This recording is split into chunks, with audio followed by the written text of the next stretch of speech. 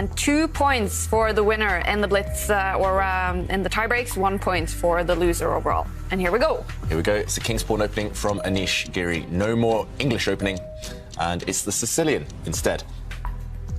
This is very standard stuff. This is the opening repertoire that Carlsen was relying upon in the 2018 World Championship against Caruana. So lots of trades early on. Now Black's queen coming out, putting some pressure on White's knight in the middle of the board. Now, okay, White coming up with a temporary piece sacrifice. Magnus raising his eyebrows.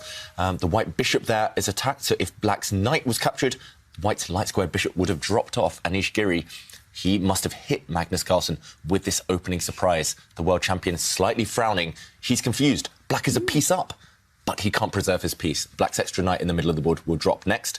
If it moves, then the Black queen would fall prey to White's dark squared bishop. So that's a pin, and quite an annoying one for Magnus to face. And this line has actually been played before in 2000 between Daniel Campora and an grandmaster Hatan Batar from Mongolia, I think. Yeah. So strong players. Very strong players. Okay, and in that particular game, Black responded with supporting the knight with a pawn.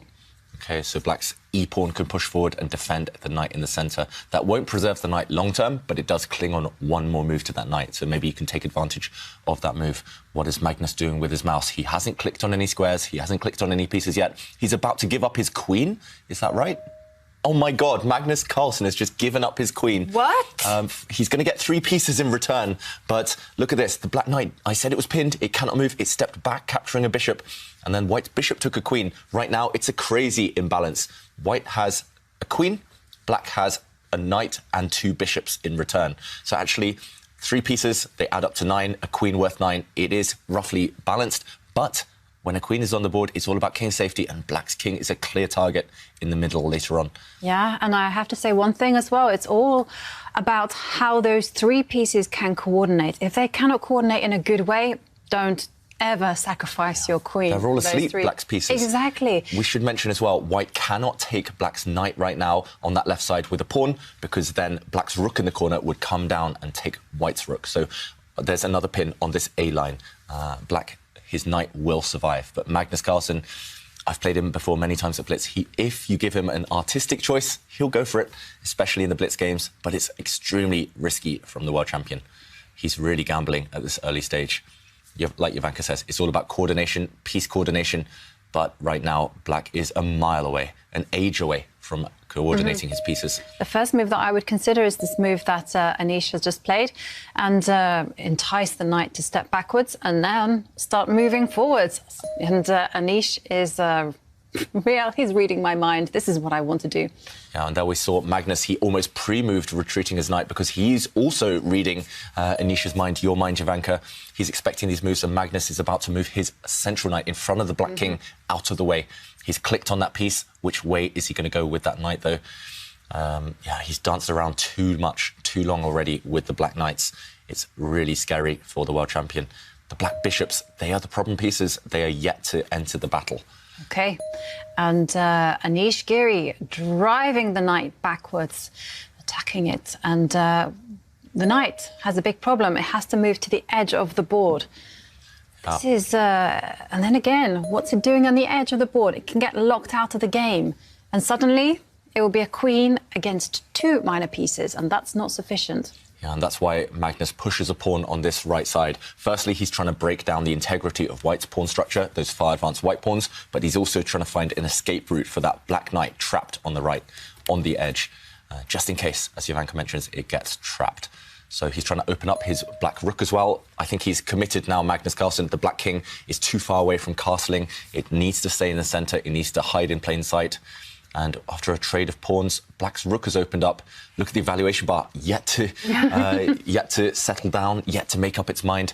The reason I don't like this at all from Anish Giri is because Black is now maybe got a target. Black is going to try and attack the White King. Look at this. He's pushed a pawn forward, daring Anish Giri to play en passant, which has just happened, capturing the pawn as if it just moved one square. So you can sometimes prevent your opponent from bypassing your own pawn. But Magnus now has opened up his light squared bishop, which was previously asleep. And now look at this. developing his rook across the board horizontally. That's rare. That's rare. Unique. But I do think that white can copy as well. So he can get inspired by black's last move and also move his rook on the same line, 2 squares, and try to use the third row.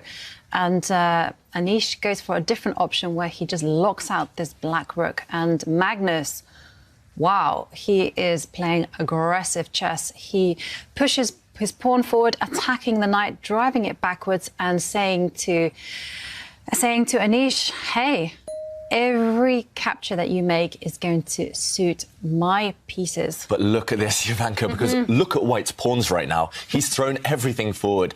All of White's pawns are on the 4th rank. There's also one on the 6th rank. He's not caring at all about pawns, neither side about pieces of pawns. They're not even counting, I think, anymore who's ahead in material. Right now, that white pawn is attacking black's rook on the edge of the board. That pawn can actually just be taken by a black knight, but then white would gain time attacking the black pieces and forcing the black pieces backwards. So Magnus Carlsen, he's given up his queen already. Is he going to ignore his rook as well? Or is he going to move his rook? Is he going to take a pawn? So many choices for the world champion. This position is just crazy. I think even in the 2 players' minds, they are not sure who has the advantage. I'm definitely not sure. The evaluation bar is definitely not sure. This one is one of the wildest chess games I've seen probably ever, but definitely throughout the tour. Yeah, and I can tell you, top engine choice is knight take, capture the pawn. Second is for black just to ignore the rook and just capture the knight. Yeah. OK, he takes the pawn, so he goes for the recommended move, and now after white gives up a pawn with the check, black recaptures, and now white's knight has jumped in. Magnus is under check. We see on his screen the king is highlighted. Wow. That just shows it's check, but he's getting ready to click his dark square bishop and take that white knight. And it looks like it's happened. The black bishop took a knight, and Anish had pre-moved to recapture with the white queen. That happened instantly, and now the black knight retreating. It's still 2 knights and a bishop for the white queen, so roughly material balance. But look at this, white is trying to get to the black king, trying to open up lines, trying to find a path through. But so far, black's knight, bishop, they're controlling squares. There's no check, and if there's no check, maybe black is safe. And maybe black is okay.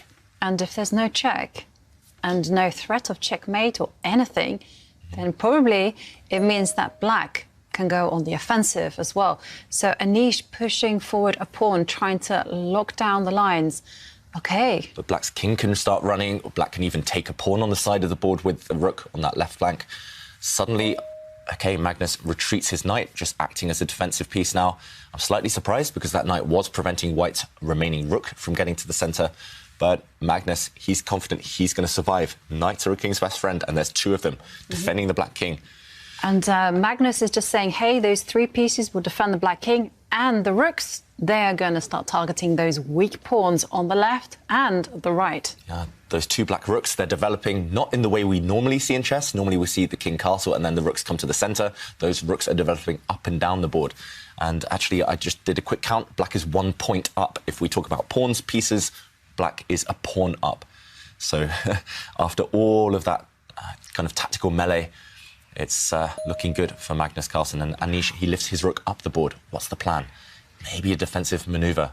Maybe he wants to bring that rook across and eliminate one of black's rooks. But maybe he also wants to just step his rook to this 1 square and then maybe threaten a sacrifice or something. Anything to get at the black king. Could have done that on the last turn. I think that's true. Not his idea anymore, Jovanka. I think he's just purely on the defensive, Anish Giri. But Magnus Carlsen, he's going to move one of his rooks. I'm not sure which one, but he's going to move one of his rooks. Oh, no, he moves his king. There we go, just looking on the screen. He dragged his king to the side there, away to safety. And now there's danger on the board because the black rook is threatening to attack the queen. And that's why Anish gives a check, which is promptly intercepted by the knight. But look at the black king, safe as the proverbial houses. Yeah, so Anish there, he's about to capture a pawn. He's pausing, he's changing his mind. Look at the thought process from Anish Giri. He's indecisive. He's not sure which direction to go for with that queen. If it can't break through to the black king, then what to do? Is he going to step back and take a pawn? No, he's changed his mind. He's going to bring his rook up the board. Is he going to challenge black's rook at the top there? He is. Will we see a rook trade now? This is how difficult the position is. Even at these top players in blitz, they're not able to trust their instincts. It's all about calculation. And the rooks are off, and now the queen will capture No, the queen cannot capture the pawn at all. No, because, of course, black will also go and capture the pawn that is up for grabs. And suddenly... Black's rook is amazing. The knight that is sitting next to the king is an aggressive piece. So the white queen is forced into a defensive role. And the problem as well is that the queen and the rook are forced to defend pawns. And, OK, wow, I was about to say, Anish Giri, he's banking on the fact that Magnus Carlsen's pieces, the knights and bishop, are tied down defending their king, but Magnus gives up a pawn. He's definitely not materialistic. He gives up a pawn in order to activate the black bishop, and Anish there gesturing, looking frustrated, leaning back. Suddenly the black pieces are coming to life. Black's rook and bishop are teaming up against the same pawn. White's rook is a bit stuck. No targets. White's queen... Yeah, that's why a queen is actually worth the same as 3 pieces. But the problem is there's 3 of them. And if they coordinate, if they defend each other, just the fact there are more pieces to attack with can be decisive. So, OK, all the pawns disappearing on that left half. What a game. You're right, Kaya. Black's rook is now about to come across, maybe deliver a check. Black can take white's central pawn with his knight. And the 3 pieces, untouchable. Yeah. The 3 musketeers. Yeah, Exactly. totally. And the rook is just there. Its sole job on the board is just to gobble up the pawns. So Anish dropping to nearly under a minute left on his clock. Yeah, both players now around the minute mark. And the clock situation is not in either player's favour, but it's definitely Magnus Carlsen's favour on the board. And it's going to be difficult when you're facing a queen. There's always traps, there's always tricks. That's why he steps back. Look at those black pieces. Literally every single piece defends another piece. And, OK, Anish Giri, meanwhile, he's got fewer pieces to play with. So he uses the white king. I mean, this game, I'm going to go back and study it for hours, I think. Just so much to think about. OK, the black bishop now attacking white's rook. Breaking a bit of coordination with the pieces, but nope, the bishop is replaced on its previous square by black's rook. And that black rook, it's going to relocate itself 2 squares further down the board. It's going to go towards the white king. Yep, protecting the bishop, and at the same time, like David said, heading at the white king. Yeah, it's going to swing across the board, that black rook, and again, supreme blitz strategy. This is why Magnus Carlsen is the best blitz player in the world, always defending his pieces. He doesn't care that he has no queen, he's just defending everything. Look at this, bishop steps back. He's still created this nice little cosy home for the black king.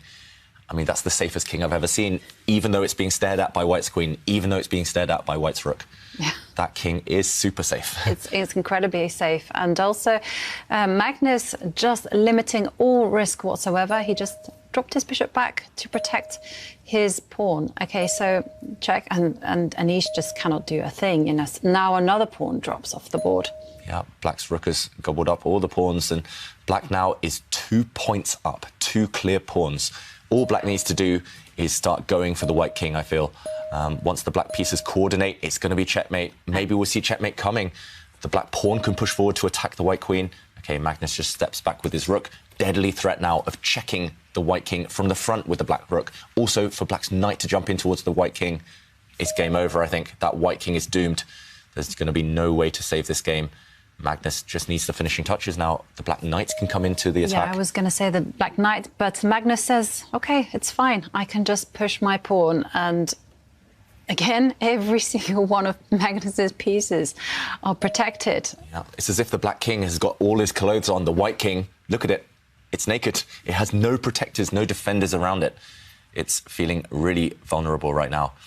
And the white queen has found a safe square, but not for long. No. Black's rook can give a check here in 2 different ways, 2 different directions. He steps back, just, again, protecting everything, over-protecting everything, just in case. And well, Magnus is just really perfecting the art of, I was going to say suffering, making his opponent suffer. And look at this black pawn, this lone black pawn. The pieces are all perfectly placed for black, so use your pawns now to create the threats. And white just trying to get to the black king, but nothing Anish can do here. Black's king is too safe. And, OK, 1 threat on the board. White's queen is trying to take that black rook because there was a pin. It was undefended, so Magnus again defends everything. He defends his black rook, and he attacks white's rook, gaining time. And now the knights finally start to mobilise. They've protected each other for so long, but they will finish off this game. And Here he comes. The pawn is closing in on its destination. And another check. Just look how this is just an exercise in dominance. Now it's a queen on the board, and that's it. Game over. Magnus Carlsen wins the first tiebreak game. And what a game. It was impressive.